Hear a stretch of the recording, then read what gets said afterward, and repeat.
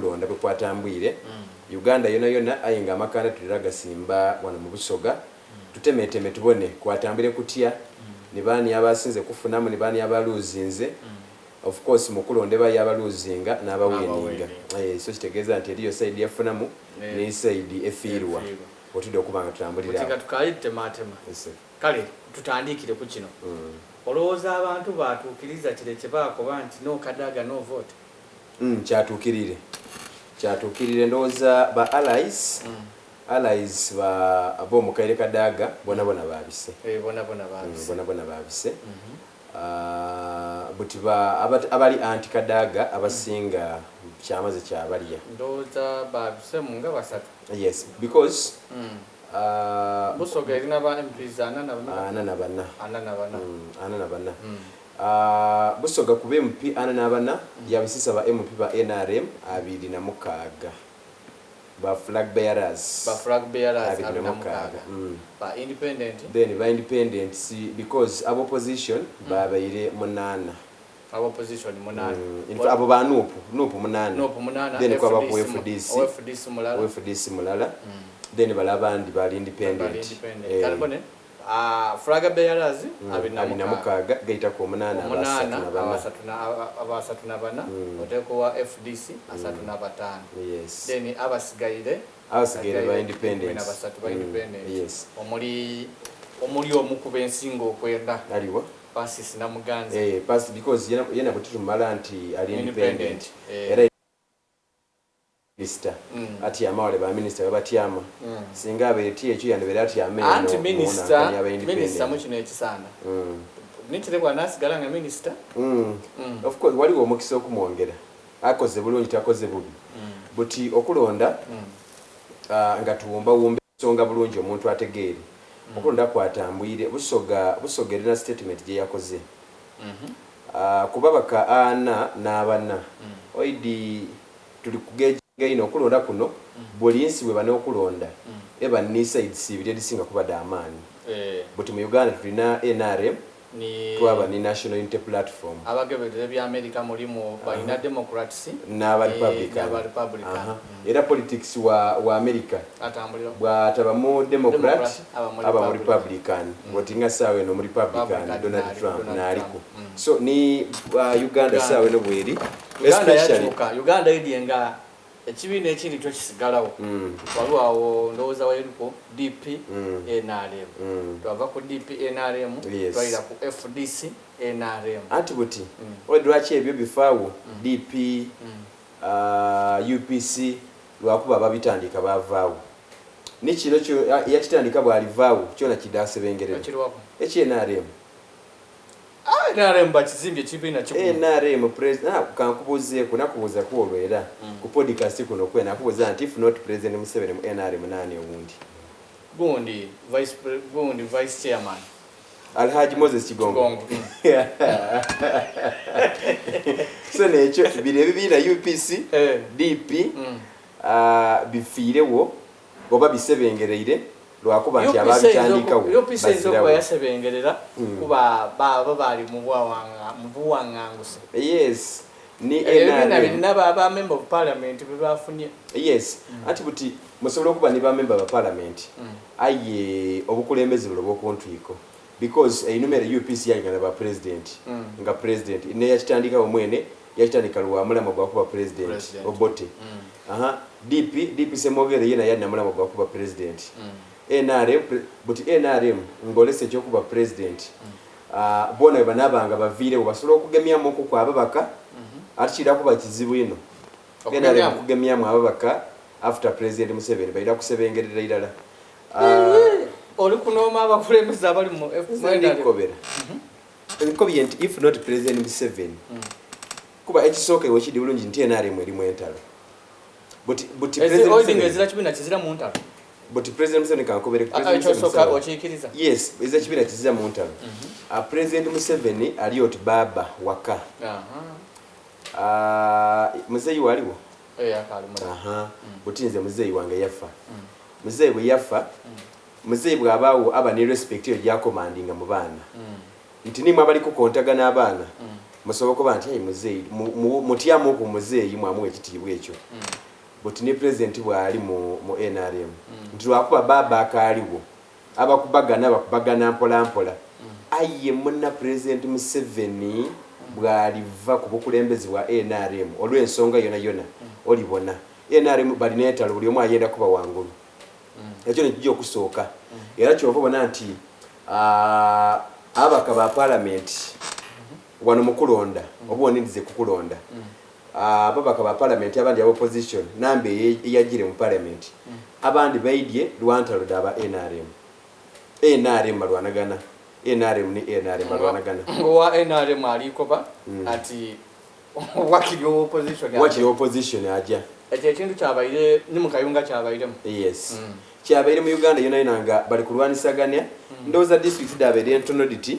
omutabeire mu vyot nejo wano mu Busoga Kamuli yalonze NRM berere bona na babise ba flag bearers be Kamuli NRM berere muzira opposition Bugabula South Bazanya Matthew Bugabula North John Taylor yaizeyo Buzaya Martin Muzale incumbent yaizeyo Kamuli municipality na Matovu Mastula woman MP so Kamuli yo yalonze yero mwerere ni Buyende yalonze yero Buyende yalonze Minister of Presidency yes Mire Balanda Moses Magogo ni Nakato na Mlondo Sara yes Wechitambala bona ba NRM berere Luka balonze mwamba mweta bagole ne yalire mu Luka North igwa NRM Luka flag bearer Luka South gundi Chisa flag bearer woman flag bearer yona yalonze NRM buti iganga wo wabere okulya nokombeso wani baba mudyobole yadyoboike wano mu municipality mu Kigulu South Nupu era Andrew Kiza Kaluya then Kigulu North omwami gwebeta Samuel Kungu bamuteze yalire yena flag bearer woman MP Mariam Saif yena flag bearer so iganga bagabanya out of possible 4 NRM yatwere ku babiri Nupu yatwala ku babiri because NRM yatwaire Mariam Saif yatwala nani ni Kungu bali batwala Andrew Kizakaluya ni Mudyobole buti Bujiri municipality Okecho wa NRM eyatwaire Yasmani basalirwa buti Bukoli North eyewana kani ewa dia mwami Mokuve Jamal ayagala ki eyo Nupu then eno Bukoli eyindi bunne atwaire but NRM era no wasaidie yes buti namayingo balonze ino NRM bona namayingo balonze NRM Bugweri mwami Sadala Bugweri County then woman MP balonze independent omukyala gwebeta Nankwanga Stella gwe batwaire then Jinja yoyo Totawana Red Jinja district eriyo kuyero mu woman MP oyo tibyaze PC then yabayo independent Moses Mwanika waliomu yabayo no Duori Kagomere yindi buti Jinja City wano Nupu mwerere kodina akana mutumba eriyo Bukono county na mutumba ba independent bona yona na mutumba but NRM leaning eyo ko bantu be NRM ayera buti mu records da parliament be yako bantu bali independent aye bali mu lokandwa because tosobola kwawula passes na Muganza ku NRM osobola omwata kingo okwo kiringa abantu be Busiro okuwa magola bawere Nupu tibawere magola nga independent ayi bawere Nupu kuba gundi aba kusigalawo Walukaga se Walukaga singali mu parliament ate kayo bululu yabera jafuna buji okusinga bandi mulangirire sawa mwenda damusana akaluke baweire magola so nga ba protestinze against Medad Lubega Segona bakwati katumuwese fujo aye Walukaga yakoba magola atya jobe yuko kisanda kino yatreze byakapula dange kile kisanda ndakwira kugemisa mu kugemi aida kwira daba MP kasita ye kumira mushiye polonje politically na tatanga batu babusiro beda kumulamuza kasita atava munupu ai waizo kwidawe muna Uganda nzibu waidawe chibina nze nsobola okolawe chibina chaida cha sonya Bobi Wine akali ni favor akaina muko amani yago akaina amani era nuko ekali amani by the way nupu lwakuba nti esebengereire eri kubwa president cause kubwa president ekoze bulungi ayi atikayiboira kubabaka babaka okay bona bakendeire because nupu ebe naba baka atana musambu ayi bakendeire sawa eno oyinzolo za mu stronghold ya nupu mu Uganda ni Busoga era stronghold because mu Buganda babaire batono ni Kampala we nabo lingalinga unopo ntono but Busoga Jinja City kankoe mu Uganda mona Jinja City yonkane yalonze nga buli omugweronzo wanu nga buli omu wanu constituencies dona woman MP wa Jinja City bona nupo but kitegeeza ki ekyo kyembaye ndikuira kitegeeza ki edinda ati yeswire mu bwina Jinja City kisoka Jinja nga City buti oli ekisanda ekiwaire nekisanda Jinja City kyebeiremu nga nekisose nga Jinja bajiwere state status ekisose emyaka 5 ejiwaire buti era abakulembeze n'abakulembeze ba NRM bagabanera buti boys okweta ba maiden leaders abantu abasoka mbukulembeze bwa Jinja City mobairemo nga bali mixed opposition ni NRM waina FDC aga FDC bali babiri aga ni batuwa twaba ni nupu mulala kibakutika twaba ni NRM gundi igeme then ni mayor yena abiri wanu yes so Jinja City bwebange efuniye mu myaka gine 5 je tuli kumala ko kisanda kino wewe ojiringirira efuniye kyendi kuleta ekyo nti bwebe efuniye mu myaka gine 5 ni mujiri kwira ko idafu namu bwe batefuniye mu ni mujiri kwira kutejafu namu wewe ojiringirira efuniye ekyo neze tukitekera abantu bwebange efuniye mu myaka gine 5 je tuli malako niwe kisanda kino tujafunamu bwe batefuniemu ne mu kisanda kino tujafunamu tuve mu byokwegiragira Jinja City tefuniemu mu kisanda kino kankube nti Jinja City kankube nti mu bukulembeze wa Museveni ekali tunamu odi baina bye batulimbirako balimba mbo twafuna bridge eri ekintu kyebeta is an obligation nti government eba butalobinga kuzimba bridge impyaka ngere kola bintu bibiri nti lutindo lubita ku emotoka atenga damu ya masanyalaze yali ekaidike era singa buti nga bajisubira nti singa esigalange ebita ku emotoka na ddala enzito esobera okwabika sawa yona buti awo ensi edigabana ku muyiga guno nga Egypt, Ethiopia, dona nga dibamwera likirivu so they had to fund banoni engeri Uganda jekendeza ko obuzito ku bridge awo twenza akubambu mufuniemu that is kirina okolebwa kyaliwo because muyiga guli mu Jinja City tubajja bridge eyo bajizimbe ero yezira muyiga olubisawo awo n'ekindi olwo oluguudo olubita ku bridge awo olweta Pan Africa it is Trans Africa Highway nti kuba balubala nti luva mu Uganda lwabita munsi dona paka wansi kale luva Cairo paka Cape Town olwo oluguudo connecting ensi ningi omuntu asobola okuvuga okuva e Cairo mu Egypt yaikirira paka wansi South Africa labise mu luguudo olwo so buti ekindi ntambwire mu cities edisinga mu Uganda naddala nedo debatairewo empyaka gundi Jinja City nenguudo embi gye batakoleire enguudo anti buti ekintu kiri kiti President Museveni bw'aba alikola tours, national tours, countrywide tours, atera ino okumiitinga abakulembeze abali mu buyinza kasita babanga tibagemagana president yaliko tibajjayo ekyo kiba kifiiriza abantu abawangalira mu kitundu ekyo ng'okaalikwinonola kujja wala mu byobufuzi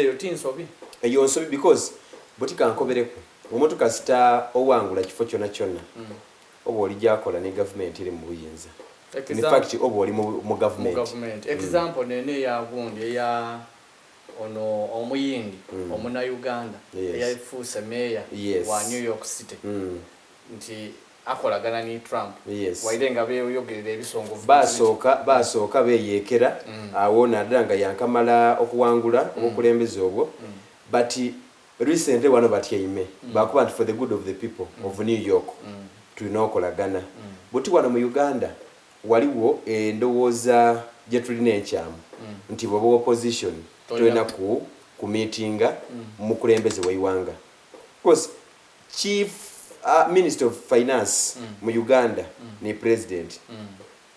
Minister of Finance no gwe tubona ku Matiya Kasaija ayamba ku bwambe president signing ampapula aye chief Minister of Finance ni president Museveni buti bobanga toli kumutuukira kitegeza nti abantu bajja kufiirwa buti abantu befe balina endowooza bwawulira katugeze kangereze kuswengere oba odwori oba omuntu ondi yena ino wanupu just imagine bawulira nti odwori ni swengere bagire bayagana president Museveni wajje bigambo binzo okwogerwa balire but these are leaders anti buti bene n'abakizimbawo anti no buti ne yensobi okweto kyene baba amaze okulonda ba MPs ba Busoga bona omukaire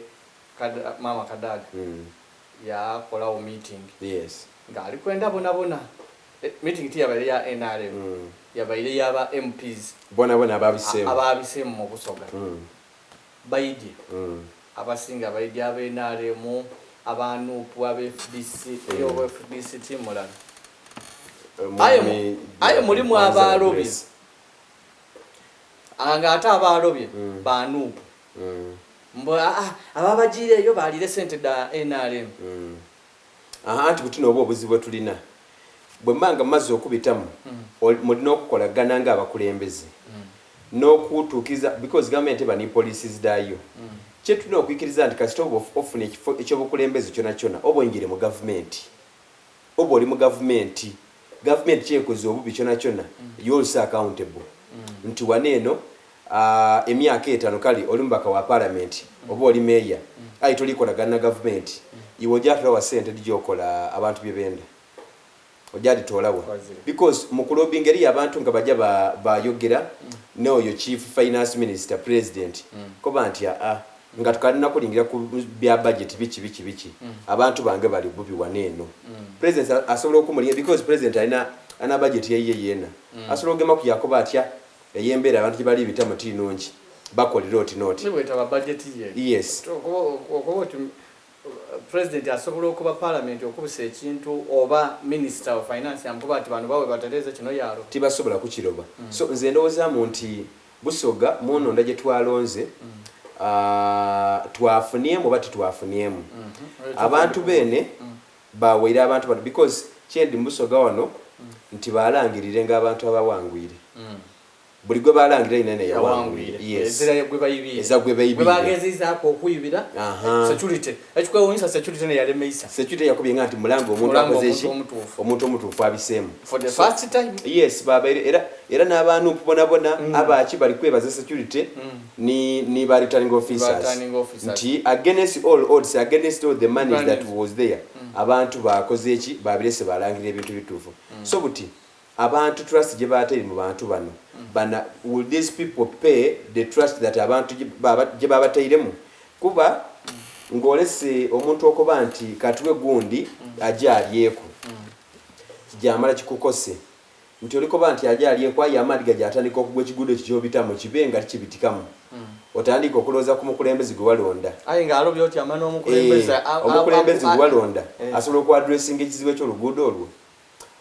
omukulembeze gwalonda alina lobbying capacity esobola okuyida okola oluguudo olwo mu bwangu yangu. So nze ndowoozamu nti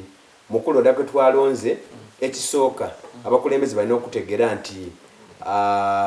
bw'oba ofuuse omukulembeze toba na budget yiyo. Toba na budget yiyo. Buti nga MP toba na budget yiyo. Ozira nayo katono kati. So MP olina kulobinga then akutyama n'abasobola kukola ekyo abantu bwe kibali kwenda. Because bwakuba nti luguudo tinibwojja okulukola. Lwakuba nti political abantu baife ba influencing abantu yaveri yabalimira mu kwawe ekiguudo ng'ali kwenda bakole ki bamuwe bululu. Okulimira tubasigaire mu nfuufu. Buli kankobere fulgence oluguudo lwe bayidi babisa mu tractor. Kizibu ino okuwangaala emyezi esatu. Kuba naddala nga amaadi gatoyine bulungi. Kyebeta site enguudo eri mu Jinja tidirimenti kuba mu site yindi yona eziza kigambo kyebeta site kirina kuba mu nguudo nga diri mu Jinja site lingirira ngolese eriyo main roads nedibita mono muri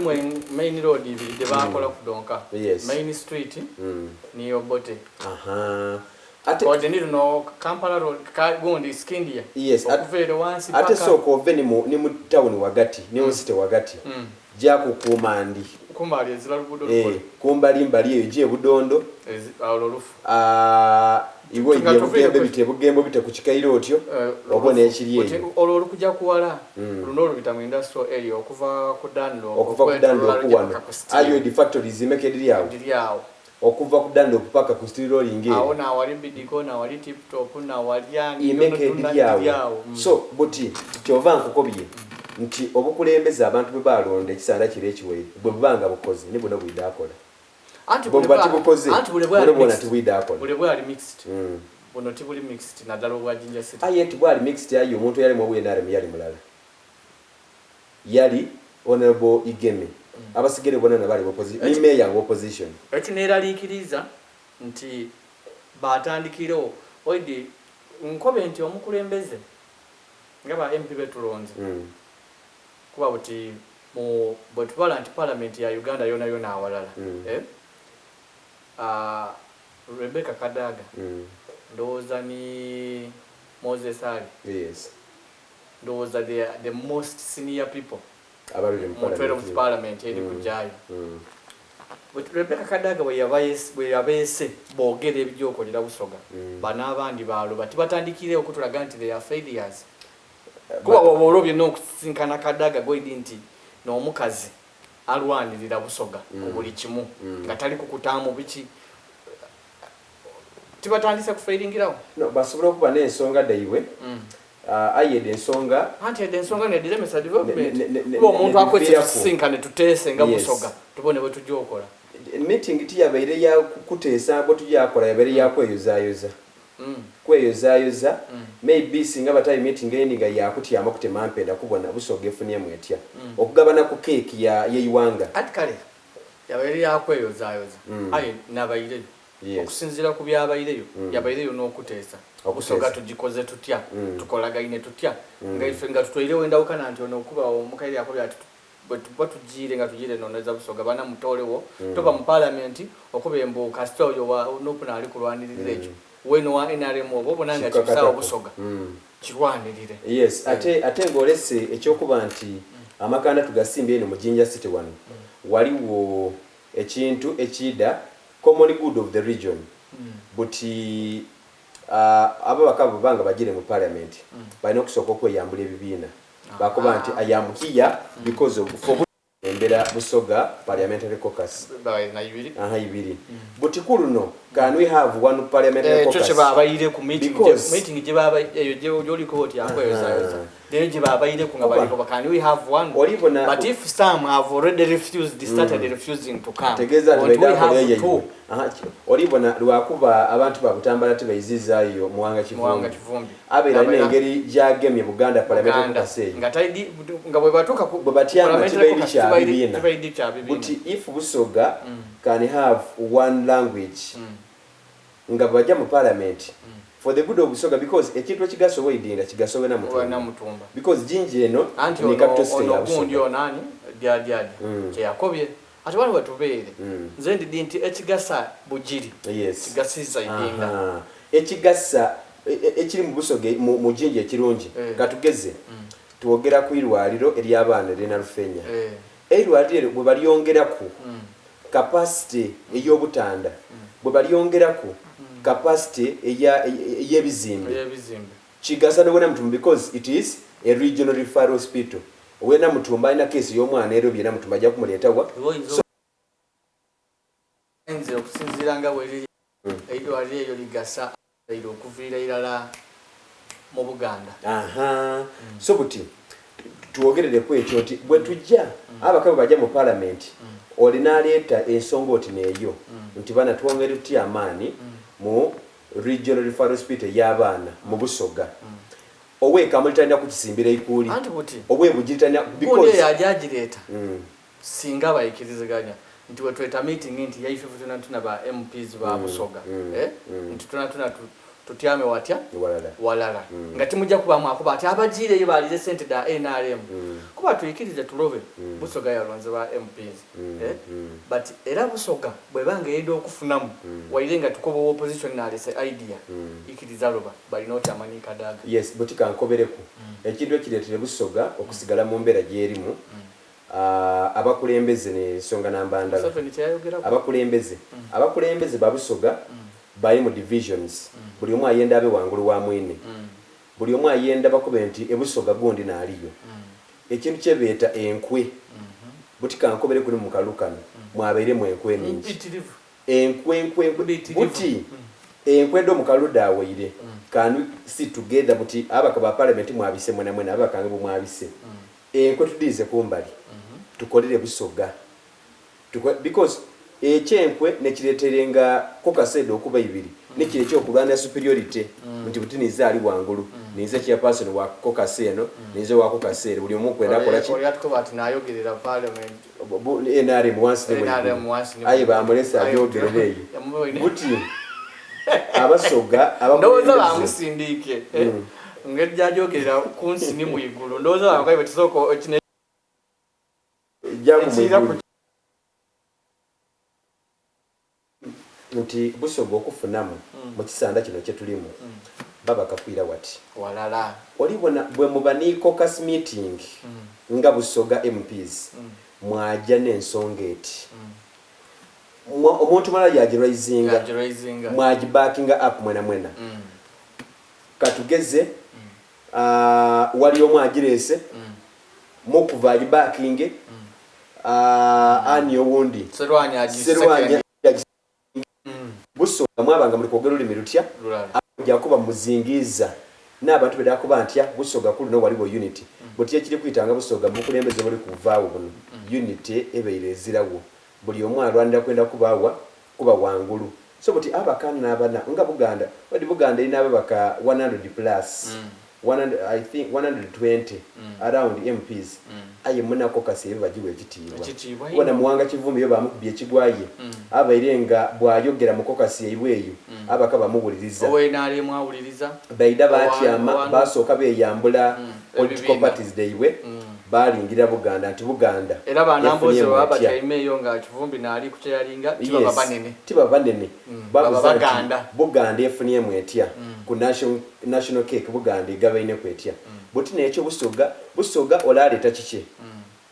MP gundi aleta kike olwe bujiri yaleta kike wena Mutumba yaleta kike so wabula common issue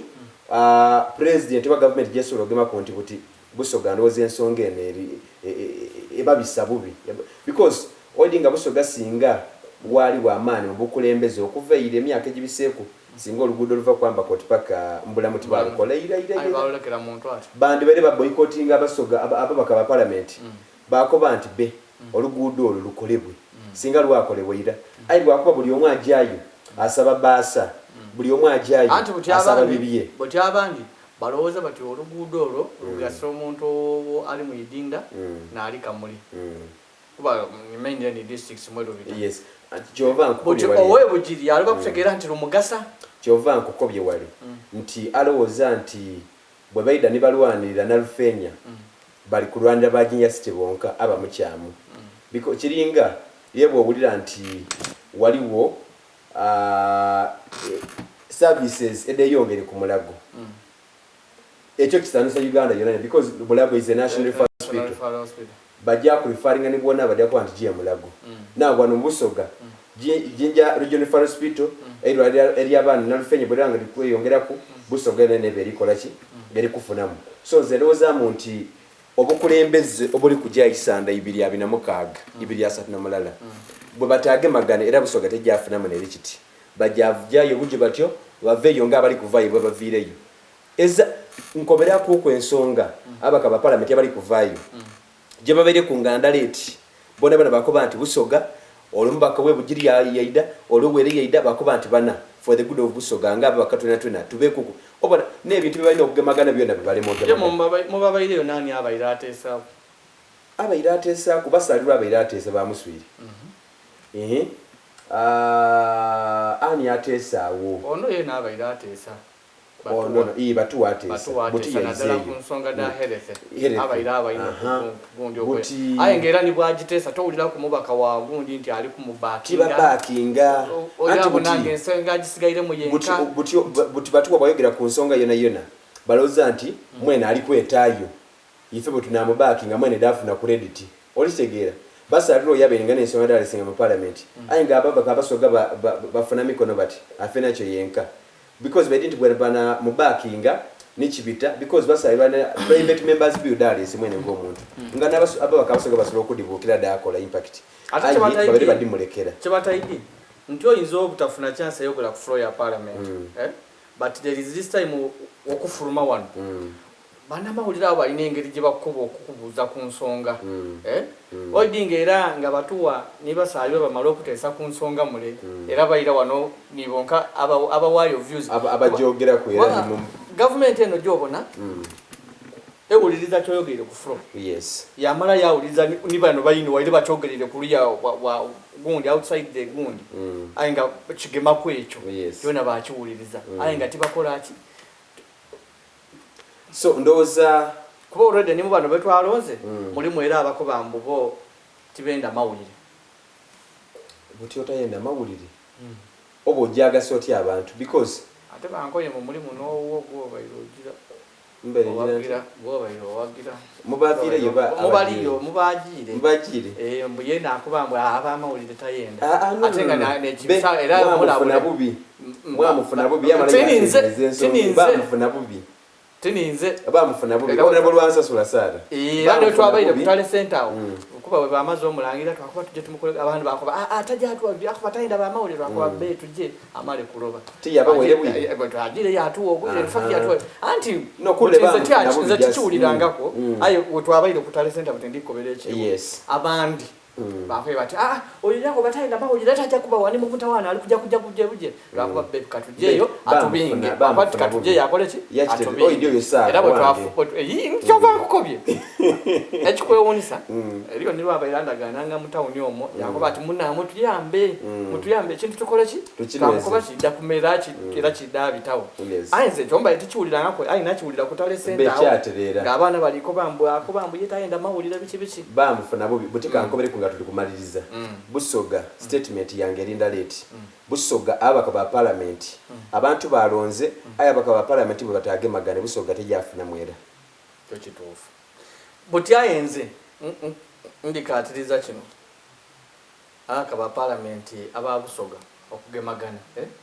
bulina okwikiriza nti ba seniors ababayireyo n'abalina obagaita nze basiniya buti okusinziira ku kakale kankobe mu Busoga muno bembona basiniya senior member of parliament abasigayireyo abagiire mulimu of course the most senior Rebecca Kadaga twedda twaba ni ani Mwiru abasinga buti abasinga babeba basanda ni Pasisi Namuganza ni Nakadama Lukia Isanga Nakadama yani if these big ones can later ila balikira yondoza bona more than one term singabo bagemagana and they unite these people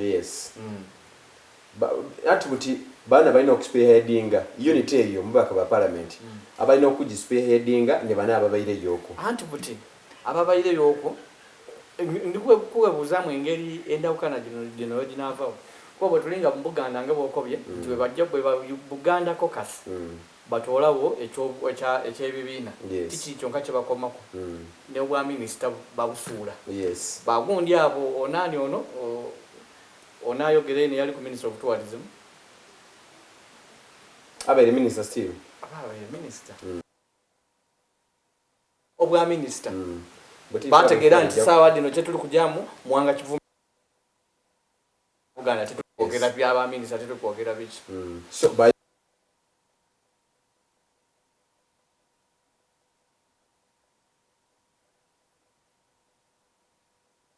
kale mube bulungi mwe tugoberera ku K Media nona kolweido lucho tudda ku bantu kereramu tukutuse kutulenda kubanga tulingirira kuku okulonda bwe kwatambire mu Uganda yona especially abantu baliko banti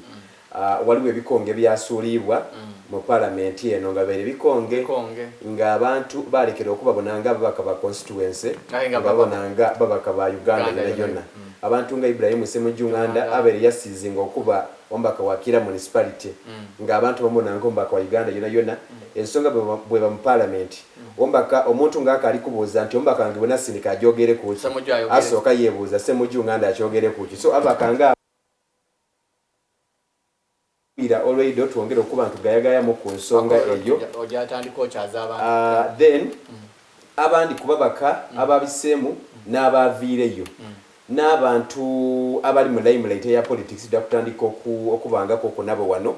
nga tuwayamu ensonga batukobereku especially bana bali kujayo enteekateekadde balina mu constituencies deibwe oba region deibwe then abali kuvaayo experience